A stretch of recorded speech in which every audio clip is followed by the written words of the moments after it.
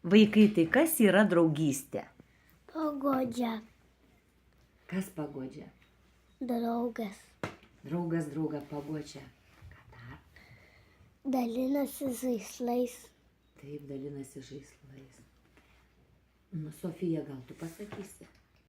Tikras draugas bėdoje nepaliks. Taip. Draugas visą tau padės, ranką bėdoje išties.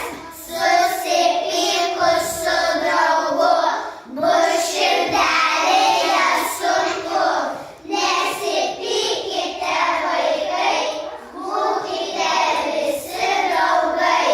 Gražiai bendraujame, draugaujame, kaip paguodžiame liūdinti draugą, ar ne, apkabindami jį, paguosdami, pasakydami gerą, švelnų žodį, kai pasidaliname vaikai žaislais, ar ne, savo mėgstamiausiais, knygelėmis, netgi to drožtuku arba trintuku, taip vaikai. Tai va štai šiandien mes ir susirinkome pasidžiaugti tą mūsų gražią draugystę. O dabar kviečiame visus pašokti draugystės šokį.